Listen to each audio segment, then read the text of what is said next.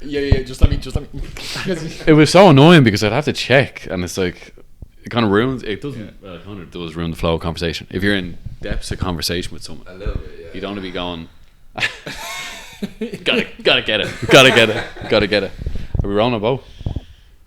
Are we good? Are we rolling? Are we? You know, are we rolling? They can't hear you if you're over there. Yeah, rolling. We're rolling, baby. We're rolling. How are we all doing? How's things? You're very welcome back. Which camera? I'm over here. I'm over here. Hello, everyone. How are we all doing? I'm doing all right. How are you doing? We're doing all good. I'm doing fantastic. How are you all getting? This may or may not be the intro. I'm not sure just yet. Okay. We're going to play around with it. I just want to see how the sound comes out as well, which will probably have to be tinkered a small bit. But anyway, let's get into it. I think first of all, I'd rather not. I think. Oh, sorry. Yeah, I should have taken it. Yeah. Yeah, take that. Anyway, gents, you're all very welcome here. Welcome back, everyone, first off, to the James Hempton Show. Episode 10. Got a few familiar faces here as well. All these men have been here before and will be here again, no doubt about it. But yeah, tonight we are here to talk about the CYCLE2CROATIA and the challenge it's going to be, the how and the why we are doing it. But before we get into it, we'll do a little round of everyone just giving a little introduction. If Mr. BREEN would like to take it away, just hello. Absolutely. Hello, everybody. My name is BREEN, and I'm a childhood friend of James, Ian, and Brian. Or Brian, as you might know. Or Brian. Yeah, exactly. Hello, everyone. I'm Brian. We'll be doing this cycle to Croatia with these two lovely gentlemen, and yeah, hope you enjoy the podcast. My name is Ian. Nice to meet you. I will not be taking part in the cycle, but I am just here to fill a chair and fill in the conversation. So We're glad you're here. Glad you're here. Yeah, it's good to be here. Different sort of dynamic here tonight. I haven't had more than two people on before, but now we've got a third with Eno join us, and he's very welcome as well. But yeah, we're going to get into the conversation about the Cycle to Croatia, which we recently announced and started training for at the weekend, and kind of, like I said before, the reason behind we are doing it. So I think people are going to be thinking at home, whose idea or where did this idea even come from, and was it inspired by anyone else? So the first question I'll throw it your way, Brian, like how did the idea come about or come to be? Yeah, I think just for context, obviously the three of us did a triathlon last year, and that was completely new ground for us, and that was a challenge in itself. We just decided in August last year, let's do something, put ourselves out of our comfort zone.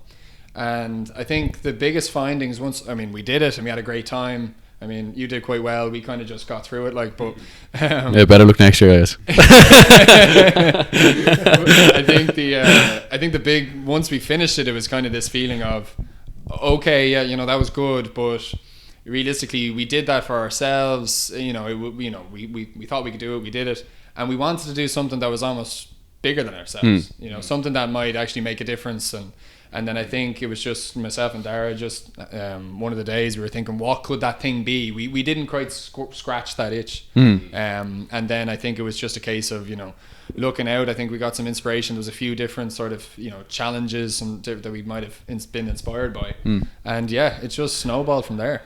Because it has escalated very quickly. I mean, when it was before Christmas, wasn't it? When roughly date-wise, when was that it came about? I think it was November, was it? We were in your office when we thought about it. Yeah. And we thought of the route quick enough because we thought, right, we're on two wheels. What's like a manageable distance, but something that's also hard? Rolls off the tongue with 2,000 kilometers. Let's do that. Yeah. So then we're just doing different routes from Donabate. Like, where is 2,000 kilometers away?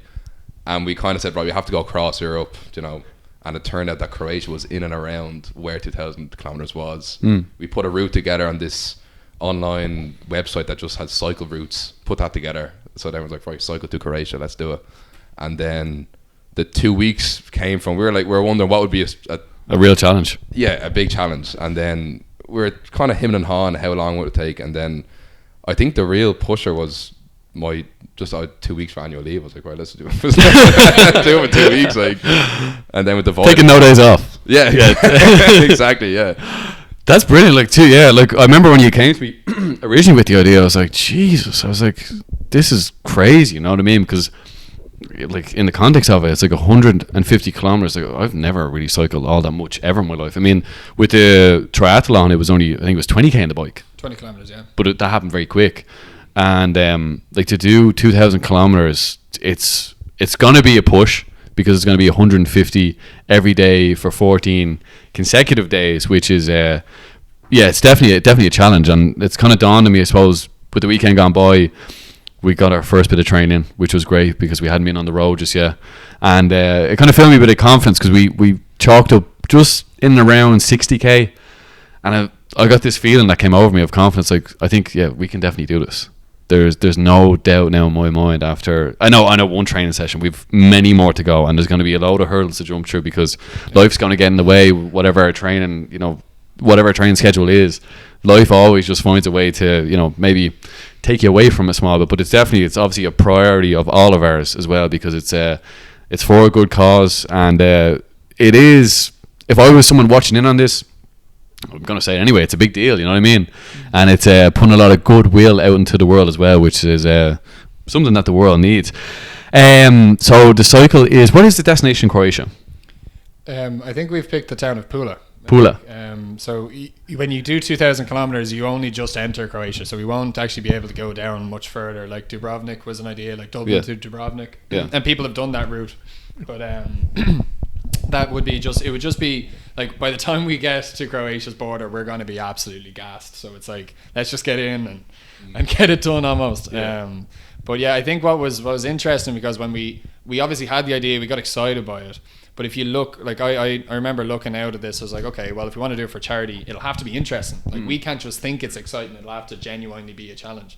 So even if you look at challenges that, avid cyclists will do, or ex-pros will do and stuff, this is up there. Like, like, this is not like something that, anybody could just go do. This is something that, like, a genuine avid cyclist might do in 3 weeks. So the fact that we're going to try and obviously aim to do it in 2 weeks, I think another interesting thing is a lot of people do it camping. We're going to do it like stop by stop, so we have to get to an accommodation that we've booked before we even go there.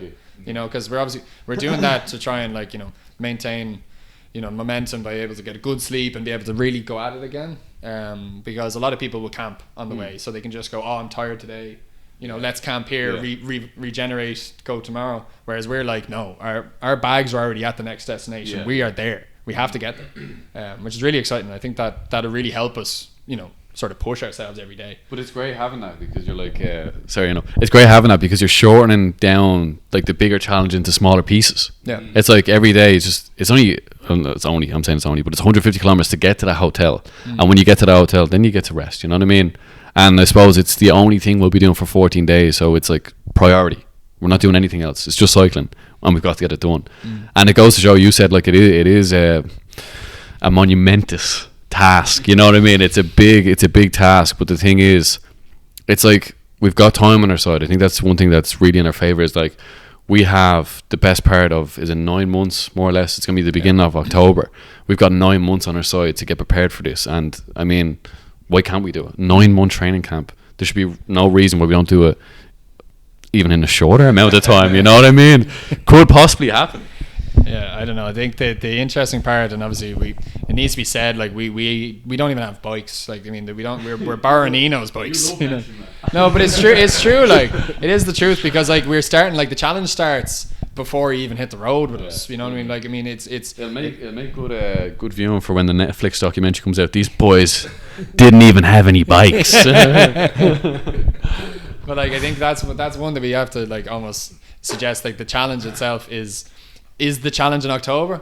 But realistically, and what we're trying to obviously make entertaining for people, is the journey along the way. Of course, which is massive. It's massive.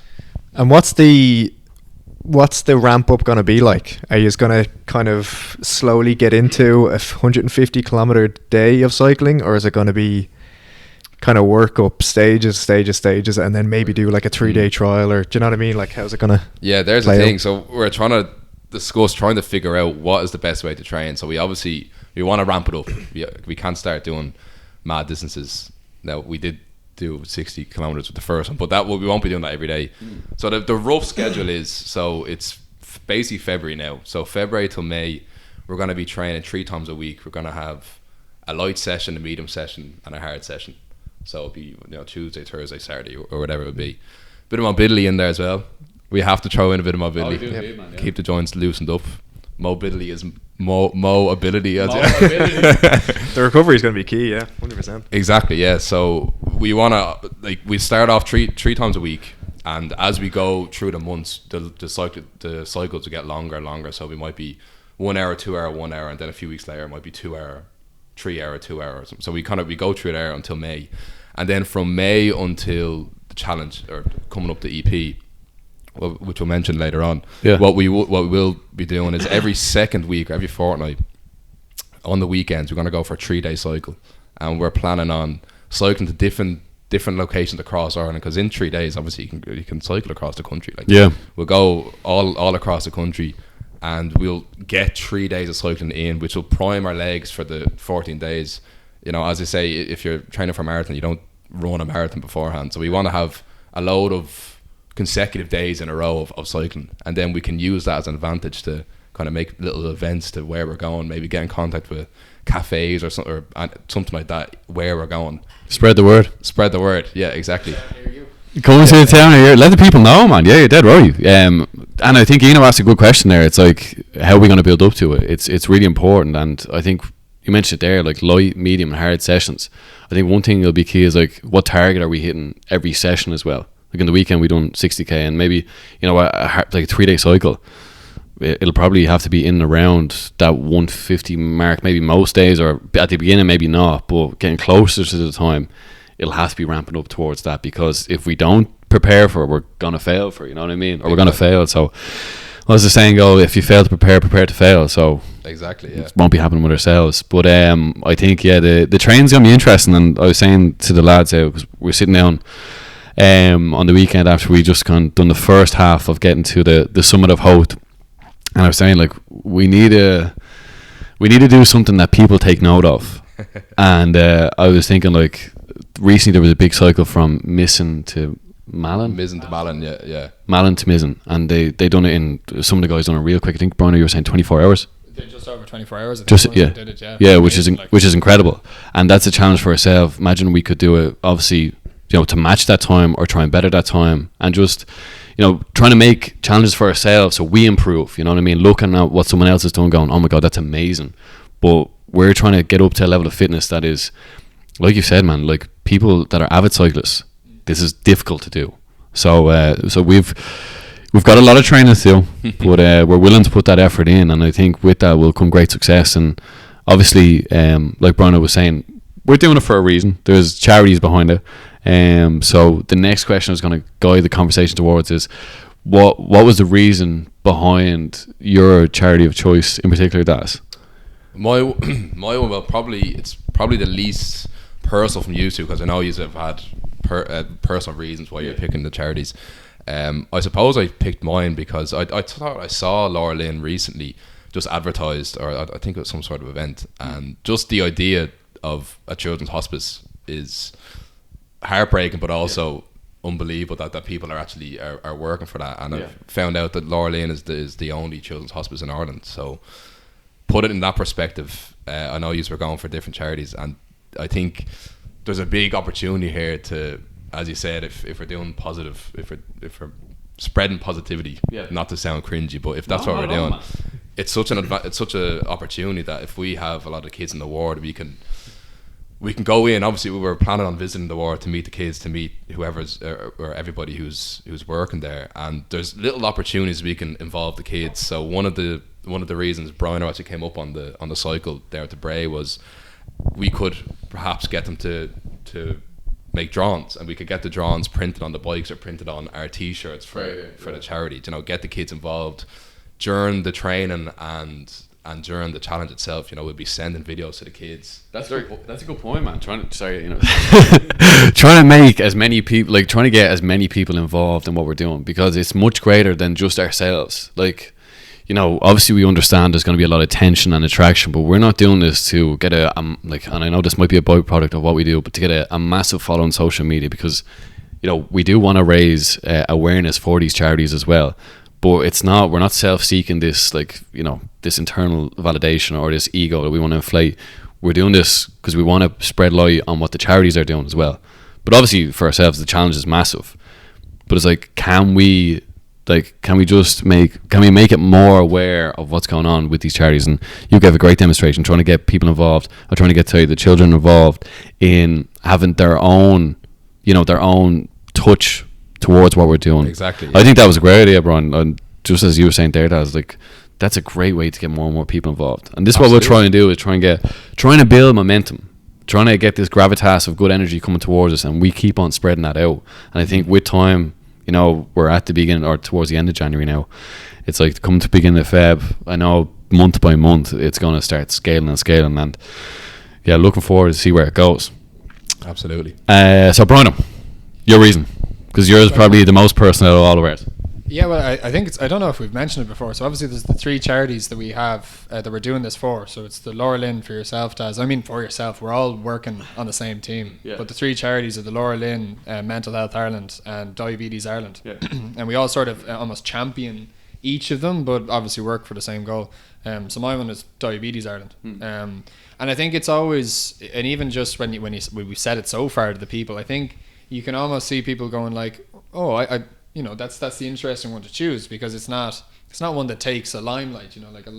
People always go, Cancer Research or Mental Health Ireland or Lauralynn. I mean, these are like sort of big things, but I actually think what me personally, so Rachel, my fiance, has type 1 diabetes, and I see every day how hard it is, and I actually think that she could use all the help, really. Like, I'm taking Rachel as a case study, but like there's so many diabetics in this country, so many diabetics in the world, and it actually this one personally, I think it's actually almost an awareness thing.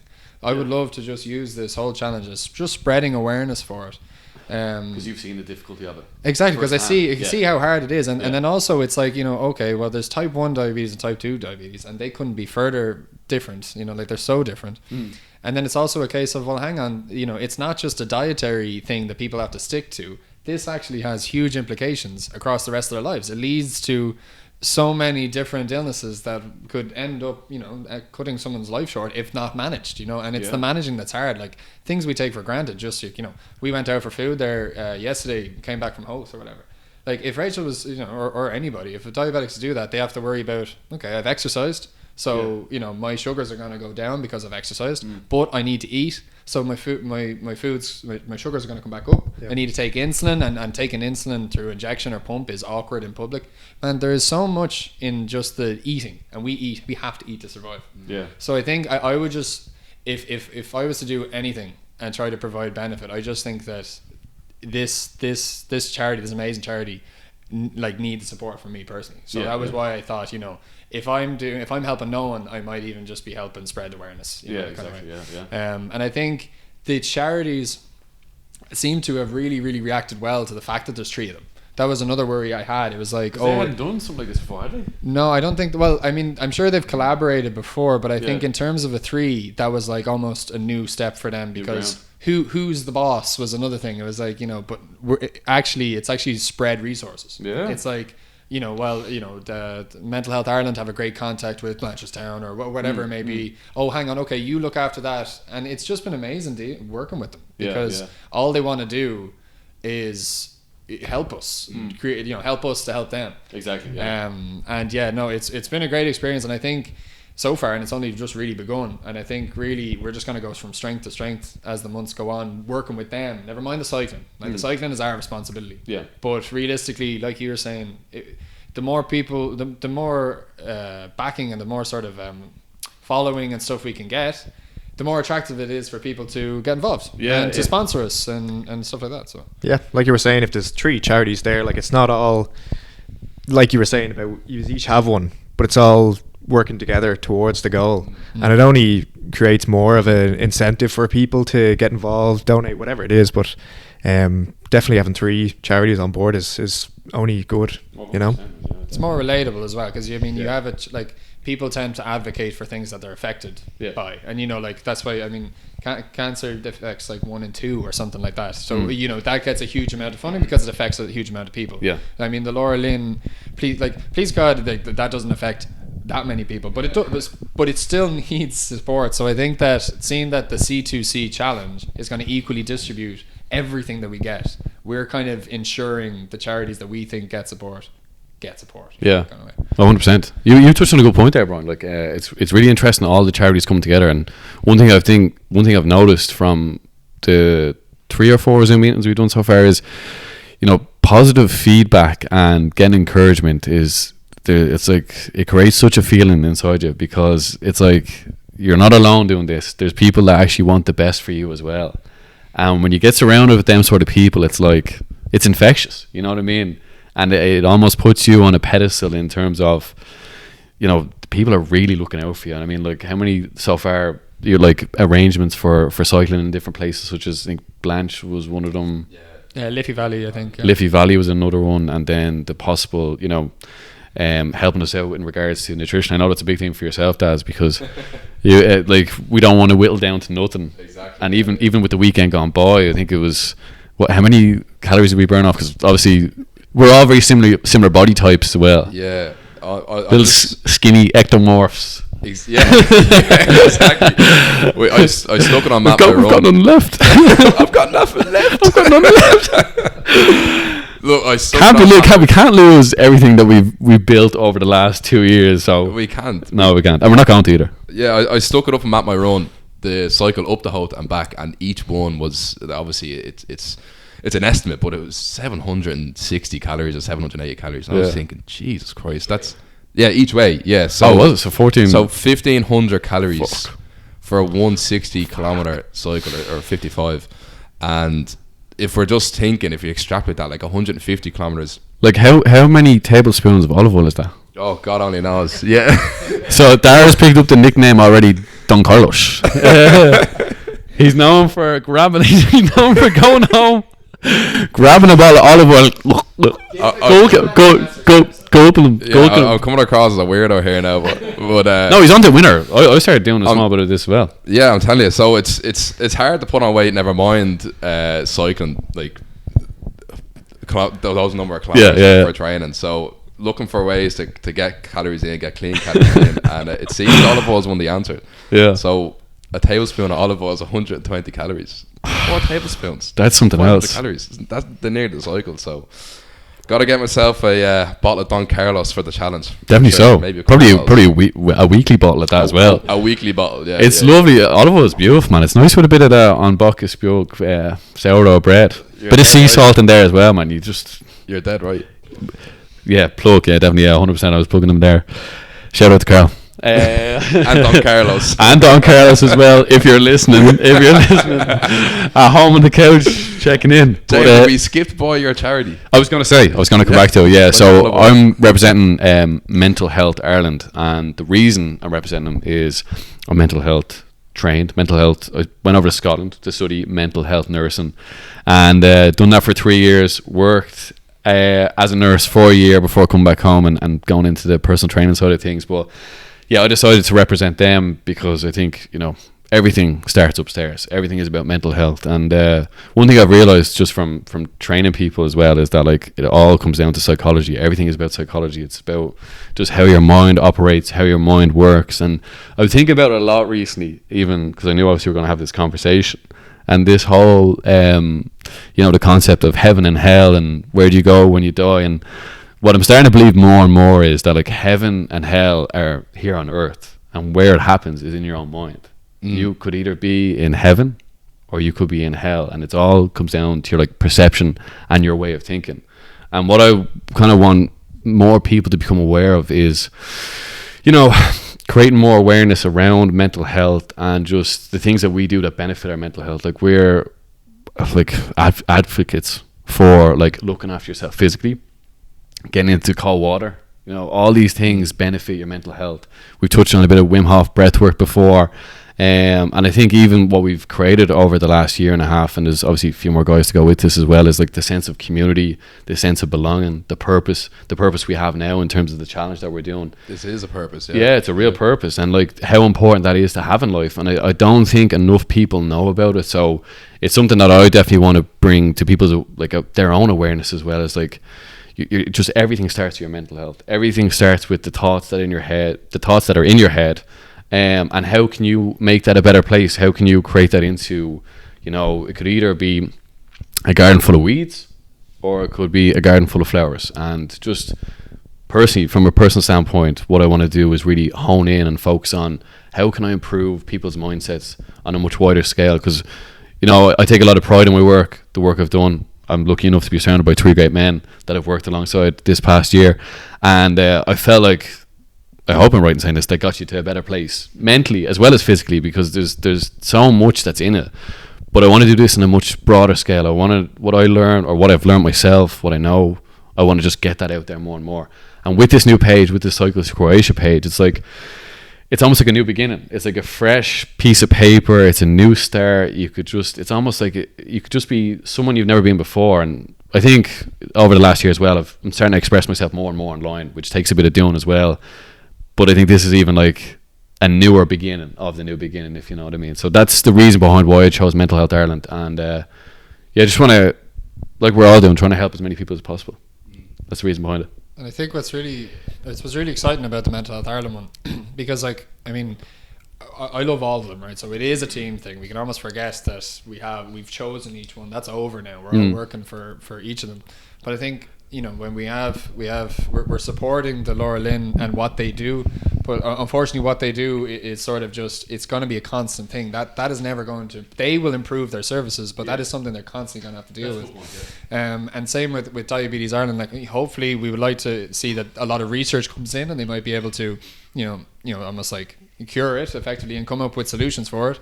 But that's not going to be our doing, that's still theirs. But I think with Mental Health Ireland in particular, we could actually make an impact. If we make in October, when we finish, if we make an impact to one person's mental health, just from seeing us sitting on a couch having the crack and just talking or cycling or anything that we do. Well, I'm sure it's going to happen. It's definitely going to happen. You know, that I think that's the incredible part of the Mental Health Ireland part. Is like our output could actually go ahead and try to, you know, make a difference for someone. But think about like this point as well. You could help someone become more educated about diabetes as well. Yeah, no, true, someone that's a diabetic, man, you could help them and they change their life completely. You know what I mean? Whatever it may be, whatever we can do, it's like now is the chance to do it, because it's almost like you can have we're setting ourselves up to have great impact on the world. And it's like now it's our responsibility to do it, you know what I mean? Yeah, and we're creating a forum as well, I suppose. Like in what we're doing, we're having podcasts, we're going out cycling, we're meeting people, we're doing videos, doing things, we're doing shopping centre. Like we will do anything to basically support this. So if anybody wants to, like, people I'm sure will want to get involved and you like sort of not use us but use us, you know, sort of way, like we're just putting energy out there, and if anybody wants to get involved, like, let's do it, you know, that kind of way. I think that's a good mentality for us to have, and it seems like it's been well adopted. We're obviously cycling training we have for ourselves, but if you want to put another date in that calendar, you know, let's do it, you know, like, and I think that's really exciting going forward. Days we have though, saying this is the last day. Yeah, we are running out of days. Training comes first though. Training always comes first. Yeah, absolutely. But even with training, like, we put this schedule together thinking this is how we think we should go. If someone knows how to train cyclists, we need all the help we can get. So like between that or nutrition or advertising for them, please get involved, because we're open. Let's get involved, Charities. Let's do the challenge. And I definitely think, like, if anyone is watching, like, business wise, it would be a great thing to become a part of as well. Yeah, exactly. This is want to be, exactly, you know? yeah, definitely so. And it's definitely good to be open-minded, like admitting to yourselves that we're not pro cyclists. If there is anyone, like, we would love to hear some knowledge, or we would love to gain some knowledge from other people, and it would always be good to have as many people on board that can guide you in the right direction and help the cause. The more the merrier. As big a team as possible. You know, you want to be a big team. And even from the cycle that we did, we've already had a few friends coming to us saying, like, obviously everybody has their own kind of niche in expertise and experience. We've already had people saying, look, if you need a hand with this, we'll help you. That's so good. Yeah, that's the crazy part. People reaching out. Yeah, it's so good because it's just, people are so nice. It just keep coming out. Really is the karmic effect. Like, when you put good into the world, it circles back around to you. It just comes naturally back around. And like I said before, there's no hidden incentive why we're doing this. We're doing this. That's what someone with a hidden incentive would say. Oh, got me. Lock me up, boys. You want the green jacket. You want the green jacket. I want the green jacket, Daz. Of course I do. Of course you do. Shooter McGavin. The other element of it's a massive challenge, and I have to say that I think over the past while, like, originally with the whole Croatia gig that we were doing at the time. It started off with the cold water. Mr. BREEN got 31 days in a row, was it? 31 days. And was it after that month that we decided to do the triathlon? No, it was way after that. That was May, was it? After we did. That's right. So it was maybe 2-3 months. Was August. Why do you think it is, though? The question I was going to get to is, why do you think we are always seeking challenges? What is it behind like the next challenge? Why do you think that is? It's good to, I think, voluntarily set challenges is brilliant for mental fortitude, for knowing what you're capable of, instead of just going through the motions, as Marky would say. Like you're setting challenges that are a bit unrealistic, and you're not really confident whether you're gonna get them or not. Yeah. And then when you do get them, to know that you kind of limited yourself and you're thinking, I didn't think I could do this, and then you could do it. You push that barrier, so next challenge can be bigger. And if you keep going through bigger and bigger challenges, God knows what you can do. Like, that's so true. You know, and just from listening from people like Jordan Peterson or Joe Rogan or any of the lads, like even Huberman, like these lads are the boys. They're all about setting challenges. They're all about pushing yourself to the limit, and I think it's such a refreshing thing to do. And why not? Because we have the advantage. We are so privileged to have an able body. We're so privileged to be young now. We're so privileged to actually have the option whether to walk or to cycle. There's people that have to do that just to get food and water. Like, we can do it voluntarily. Yeah.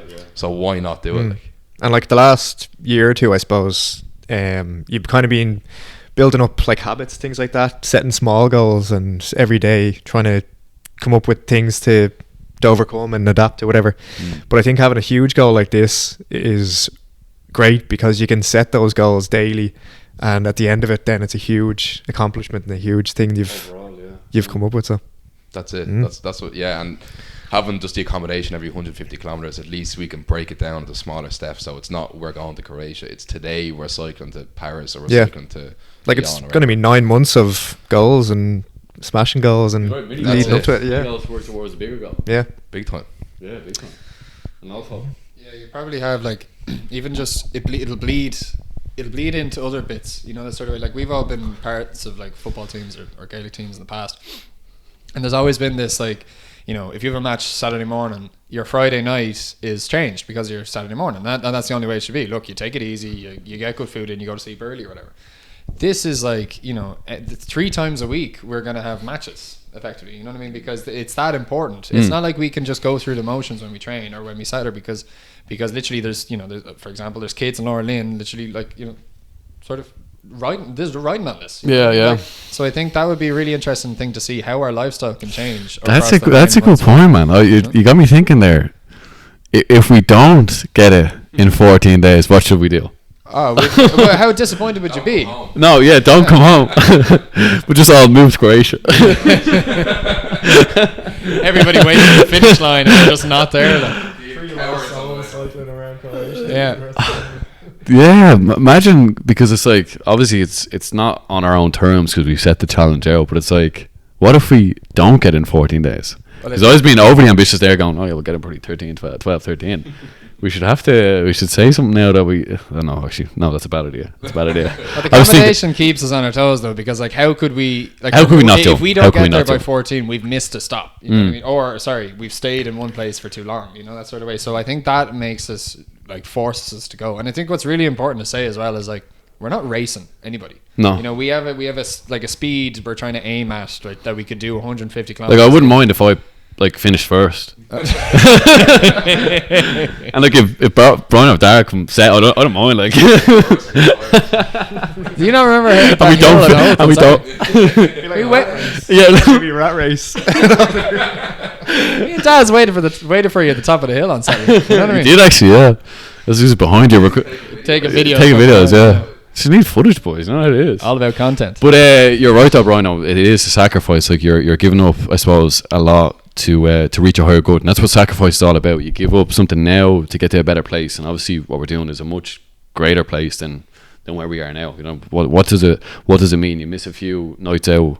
I mean, you can cash in on them at a later stage, and I think it comes down to discipline as well. It's like 9 months of, you know, our lives will change in terms of the social element. A lot of it's going to consist of it's going to become so rigid, you know what I mean? Training 3 times a week and doing maybe bits or pieces for, you know, the Instagram, TikTok page, content things. Oh, does my phone gone off? I'll just, you know, you take that off. Apologies. Content. You know exactly what he's going to say. Eno rang him. The sabotage has started already. That was my alarm to go to bed. But yeah, like giving up obviously a lot of socializing and whatever else, nights out. But I think we're at this stage now where like I don't mind not drinking for an extended period of time because, you know, I think I'd rather feel fresh and be training towards something that's really big. So the sacrifice is for a great reason, but that's what you sacrifice for. Yeah, and it doesn't have to be anything crazy at the same time, because like if we what I would really like for us to do is to do everything in a balanced way, because I think you see a lot of challenges or people going to extreme ends, and then you just become unrelatable. You just become this. What would be extreme? What would you mean by extreme? Like let's say, like, I mean, we're going to sleep. We're going to sleep at 6 o'clock every evening, and we're waking up at 4 in the morning, and then we're cycling for 6 hours during the day. And like we're cashing in on all these things that because of our enthusiasm. Yeah. But realistically, what we're trying to do is to try and let people know that, you know, if they want to, they can get up and go for a cycle, or go for a cycle when it suits them. Whereas I think we consume a lot of content on our phones. Yeah.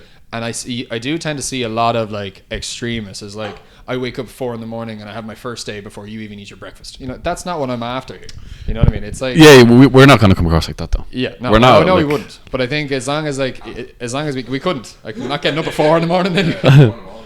But you know what I'm trying to say? It's No, like, yeah. Is yes, okay. We're gonna work very, very hard at this because we have a lot of responsibility, and I think that's brilliant because I want that growth. But as long as it would be terrible for us to crash in November because we've done everything so unsustainably. And Yeah. I think that's currently a loop I see people getting into is like, it's like, you know, winter was a disaster. You know, you felt bad. Your mental health was really, really poor. Now that the spring comes, everybody starts to liven up and try to get ready for summer, and you just get out of hand, so worried about, you know, getting better. Let's go gym 10 times a week, and then come winter, you're crashed again. Yeah. You know, so I think that would be one thing that I'd be trying to keep, is just to make sure that whatever we do, we can actually keep it going for 9 months. Yeah, but you want consistent improvement over time. I think that's what you're alluding to, and Exactly, not yeah. that's, you're dead right, man. I suppose what you see a lot nowadays online is people going hell for leather, which is, you know, it is somewhat motivational, but it's not attainable. That's the thing. It's like you're comparing yourself. You see, in this comparison, man, and as Marcus Aurelius, the great Roman emperor, once said, comparison is a thief of all joy. Thief of joy. And if you're looking at that, like what we want to do, and I definitely personally want to do, and I know the two lads want to do as well, is you want to inspire people. I don't want anyone to watch our content and go, I'm not doing enough. This is, you can come along with us on the journey and join in, you know what I mean? And I suppose, you know, I hope further down the line as well that we have days where people can, I don't know, come for a cycle with us, or maybe join us for a sea dip, or whatever it may be, maybe a mobility session on the beach. Who knows what it might be, but it is great to have, I think, that community element to it where people can come on board and be part of this, like I've said earlier on as well. Absolutely, yeah. And having the 3 charities, having 3 of us, it only helps it grow so much quicker instead of one person doing it with one charity. Yeah. You know, we're getting help from 3 fronts. Exactly.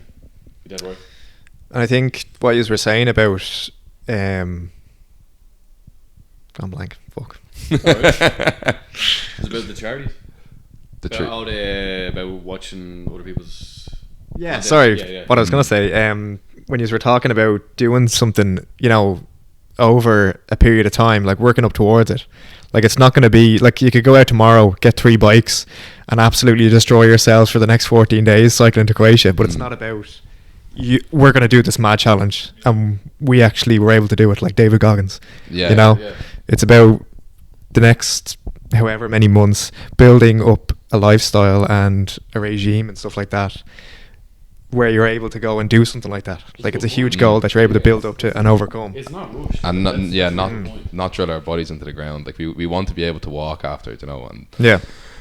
we a lot of stretching after each 150 kilometers a day, you know, to do it in 14 days. But that's what it'll be. It'll be building yourselves. You're building yourselves and your bodies up to be able to handle that sort of, That's you know, it. work over 14 days, so that it won't be excruciating.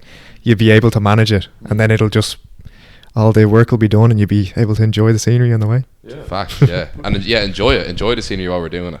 Factos. Yeah, but Ina makes a good point. Yeah, you like it's like anything. You need to make a plan for whatever you're training towards. Like you need to have a structure and plan in place. And one thing that's great about this is that we have time.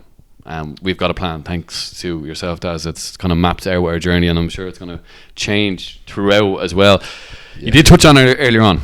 You said there's a few dates in the calendar. Would you like to tell the people that are listening the dates that are on the calendar? The dates? Yeah, like dates, like in terms of, we don't have to give dates, but sorry, events that we're going to be doing. Okay. There's 2 or 3 of them, isn't there? Well, yeah, they're not set in stone now, but obviously for the training, we want to go to shopping centres, do that stationary cycling, for a period, the second half of the training, phase 2 of the training, as we call it, will be the 3-day cycles. We've cycled, I don't know, Donegal, Galway, Cork, Kilkenny, wherever we go, and meet up at cafes and businesses there and try to make kind of a buzz or an event when we go. Exactly. One thing set in stone is definitely we're going to be taking part in Tour de Picnic. Tour de Picnic? Tour de Picnic. What is Tour de Picnic? So you cycle, I actually don't know where it starts from, to be perfectly honest. We know we're going to do it. I'll never get there. I'm actually very bad at directions. But anyway, right. Tour de Picnic. We're definitely using Google Maps along this journey. I'll lead the way.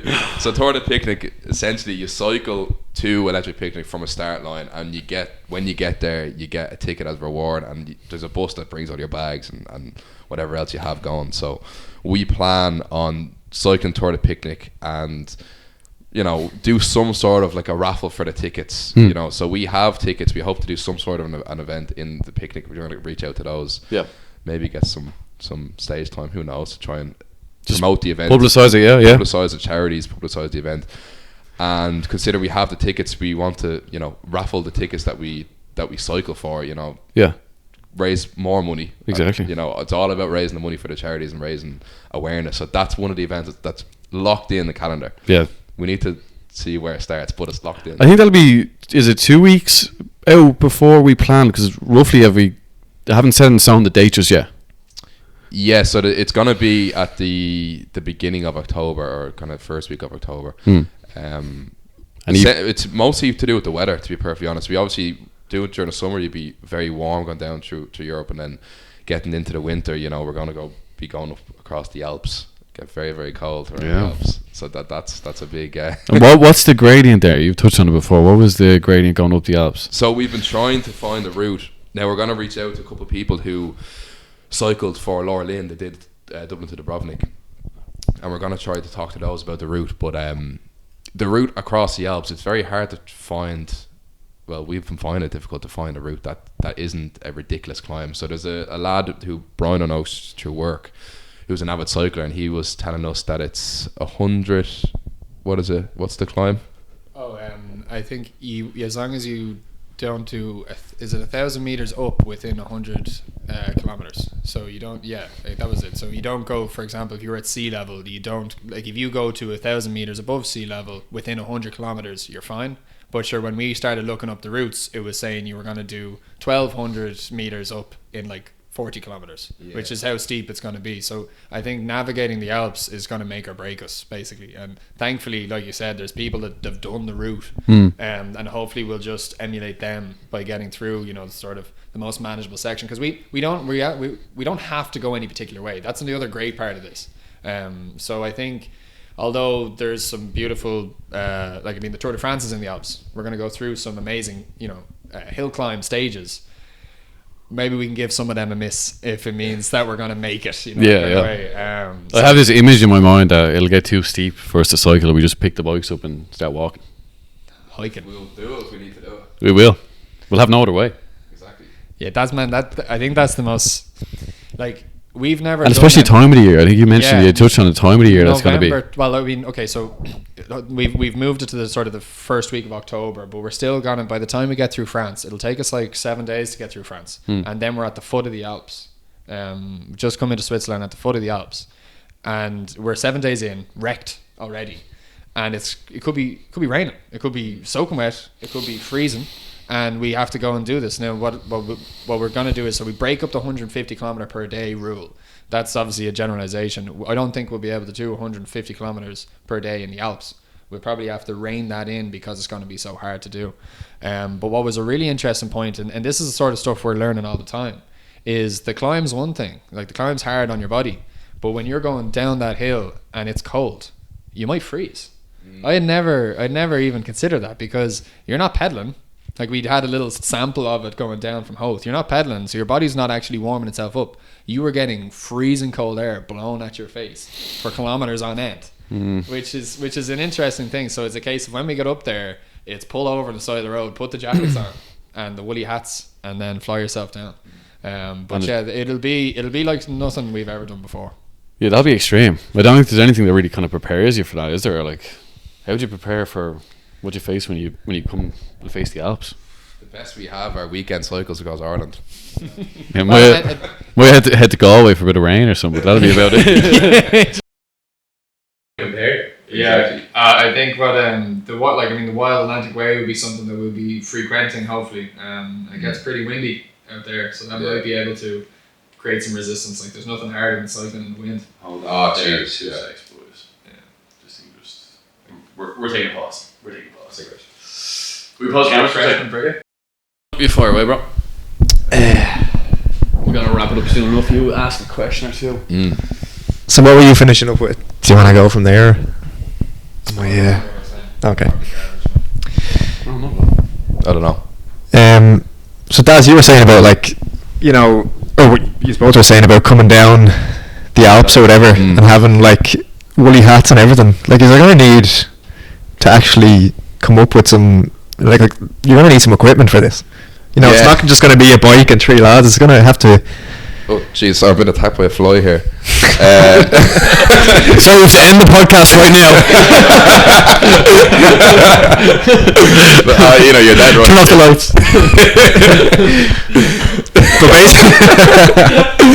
you're dead right, you know. Yeah, basically my question is, like, is there going to need to be set up with some stuff? Like, it's not just going to be 3 bikes and 3 lads on their way, so... Yeah, so obviously we're starting off 3 bikes, 3 lads, and Briano thankfully worked his magic and hooked us up, and we had very generous people that were sponsoring us for the bikes. But it goes further than that, you know. Obviously we're learning on the spot what we need and what we can do, but it go just from thinking of the challenge and doing the training and such an extended period of time away from home and all the exercise that we'd be doing. You know, there's so many different areas that we'll need help in, basically. So, like, just to list a few of them off. So obviously with the bikes is a huge one. You know, nutrition we've touched on is a massive one. Trying to get the food in, try to get good clean food in. What else? Clothing as well, you know, biking gear, camera equipment for recording it, navigation for the bikes, you know, and biking equipment, so, you know, tubes and extra tires and all consumables for the bikes. You know, because it's not just going to be 14 days of extreme cycling, but it's going to be 9 months of training. 9 months of training, which exactly. Is food, which is probably repairing bikes at some stage. If hopefully not much, but we expect to repair a lot of the bikes. Hopefully not repairing yourselves, but hopefully repair ourselves with good food. Well, that's it. Yeah. And we hope to, like, during the training, advertising everything that we're doing. So all the training that we're doing, all the nutrition that we're doing, we want to take it quite seriously when it comes to getting good, clean food into our bodies and loads and loads of calories. You know, loads of calories. I think Bruno said it before. A bit of timber. We need to put on a bit of timber before we go, because the cyclist fella that Bruno knows, he was just kind of estimating 5,000, doesn't it? The cyclist fella is one of our good sponsors. Yes. Yeah, give me a shout out there, Brian. Give me a shout out. The Bicycle Engineering Academy have been our main sponsors. Like, they gave us the bikes. Like, we're nothing without their help. So we're blessed that, like, from the get go, that we have that cycling fella. Yeah, he is the cycling fella.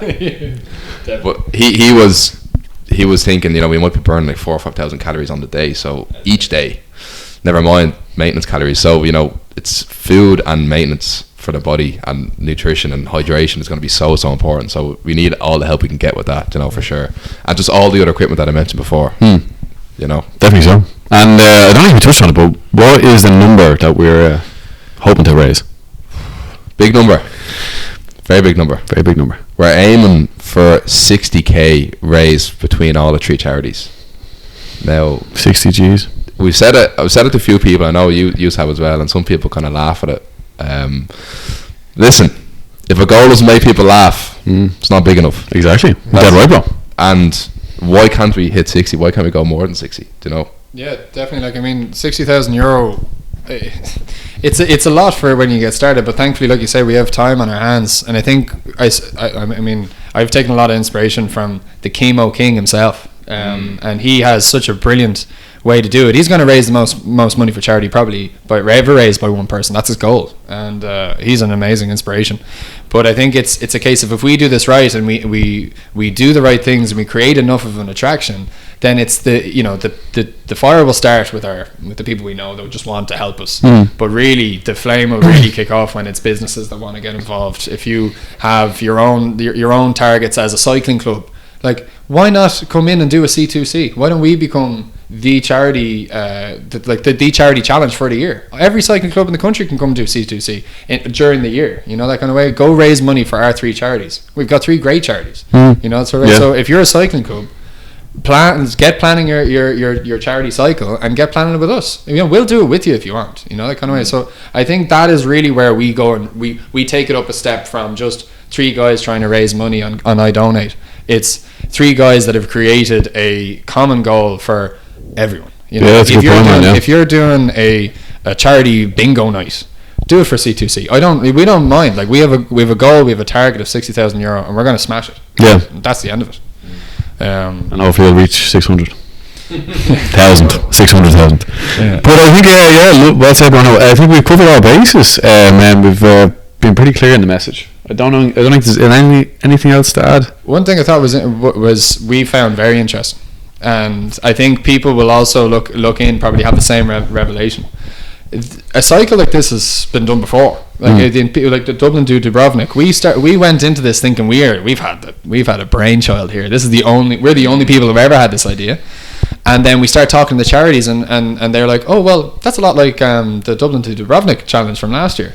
And in a way, it kind of like, initially for me personally, kind of took the air out of my balloon a little bit. Like, the old wind out of sails. Wind out of sails, exactly. But then I'm thinking, well, hang on, there's something wrong there. If we didn't hear about it and we consume so much content, obviously there's something that we need to build upon. There's a foundation there. But they obviously haven't reached enough people if they haven't reached 3 25-year-olds that are on their phone all the time. So it's a goal within a goal. A goal within a goal is to make sure that, like, if we're going to do this, I want someone who has no interest in cycling to be able to get something from what we do. Even if it's nutrition, if we're eating really good food and telling people about it, maybe someone will be able to improve their nutrition. Or if it's just insights into diabetes from us talking to people with diabetes, then perfect. You know what I mean? Again, doesn't have to be a cyclist to get involved with us.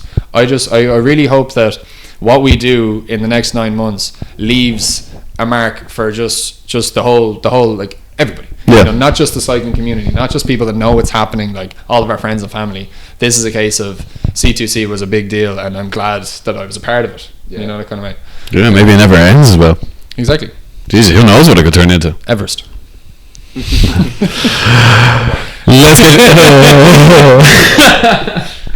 Let's get through the Alps first, bro. That's so true. We'll start there. Gents, it's been a pleasure. Thank you very much for coming on, Mr. Foley, Mr. Brain, and Mr. Marr. Thank you very much, man. All the best. Thanks for having us. All the best. All the best there. And keep rolling. No, there we go. Here we are. Bye now.